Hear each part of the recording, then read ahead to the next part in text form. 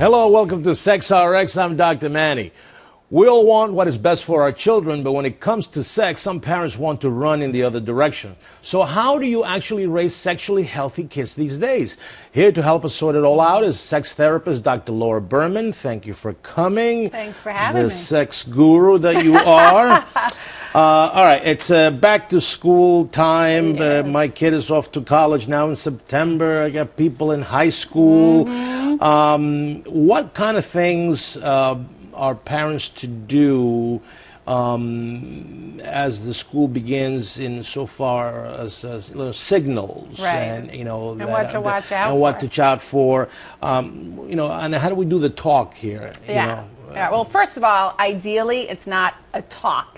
It's an ongoing conversation for their whole lives, and hopefully before they get to high school and college, you've had several conversations with them about how their bodies work, safer sex, STDs. But the thing is, you have a son that's going to college. Right. That's a whole new transition because you don't have the same degree of oversight anymore. Well, that's what you think. But yes, you're absolutely right. He's going to be living in campus. Right. And drinking potentially and being exposed where his inhibitions are down and his judgment is down. So it's really important, even if you've had a million conversations with him before your kid leaves for college, to have at least one more, if not several more conversations about safer sex, about consent, because 1 in 5 girls are going to be raped during the time that they're in college. Right, so have a lot of respect. Absolutely, and that one no means no. It's not like James Bond said, 1,000 no's and 1 yes means yes. Yes. 1,000 yeses and 1 no means no, but also safer sex. And I think for college-age boys,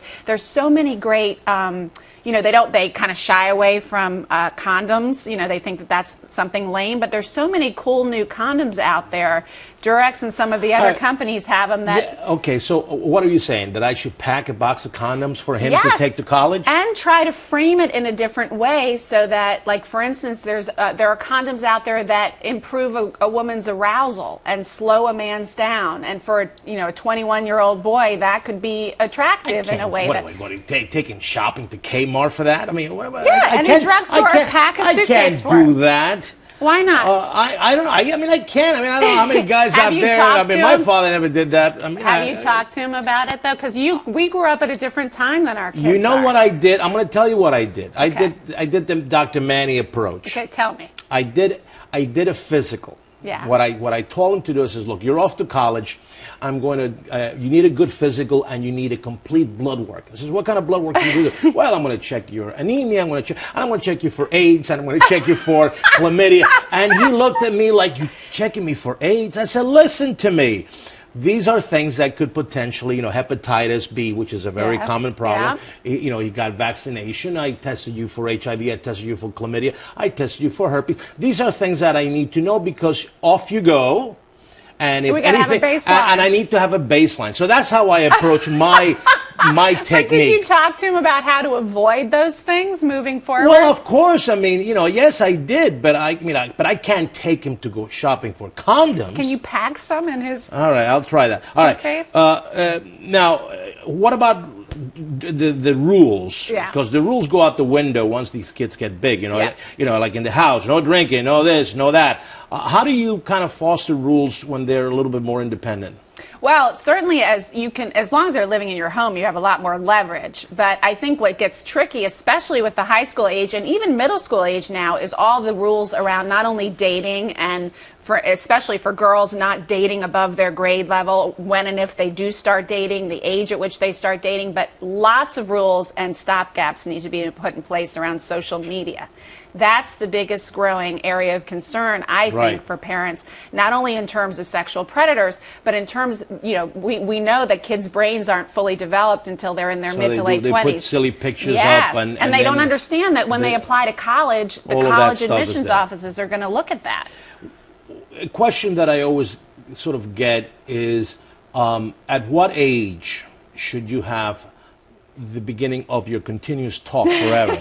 At what age? I mean, is it 13? Yeah. Is it when let's talk about girls, because boys sometimes I can handle boys, but girls is more problematic. Yeah. Is the time to have that sexual talk when, let's say, in the adolescent phase, when the young woman gets her first menstrual cycle? Ideally, well, so there's different conversations.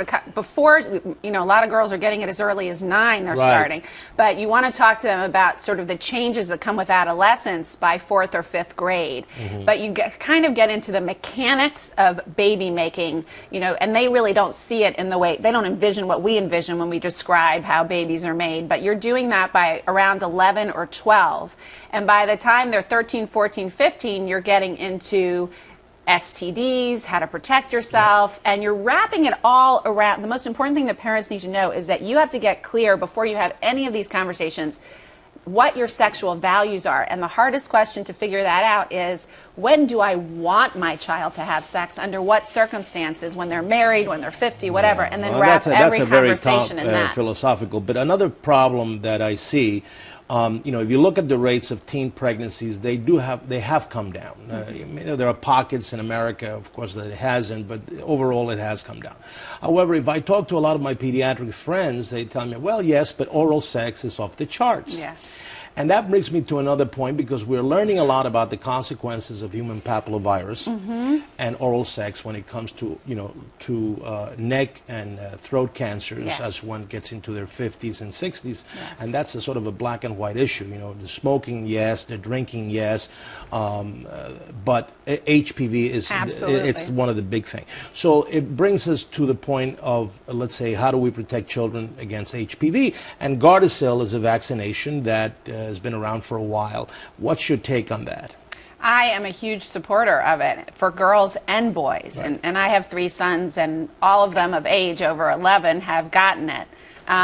And will when they reach that age. I think a lot of parents shy away from it because they imagine, oh my gosh, I'm going to have to tell my kid what this is for. I'm going to have that conversation. But you can just tell them that it's to protect them from sexually transmitted diseases later in life. You know? Because, and again, I use that argument when I talk to patients. You know, they ask me about Gardasil, and you know, the beginning was, well, it's going to promote promiscuity, and they're going to have intercourse early on, and blah blah blah. But in reality, is any exposure to human papillovirus, whether it is in the vaginal tract or in the male reproductive organs, and now in the throat and tongue, is consequentially a potential for the development of cancer. You got to do it. You got to do it. And this vaccine protects from 70% of the strains that cause HPV, or over 70%. So that's a pretty significant, it won't protect from everything, but it's a significant protection. All right. Well, Laura, thank you. Thank you. The sex queen. You're going to talk to your son and pack those condoms and talk to him about safer shopping. sex? All right. And if you have any health questions, send them here at Fox at drmanny@foxnews.com. Until next time, I'm Dr. Manny.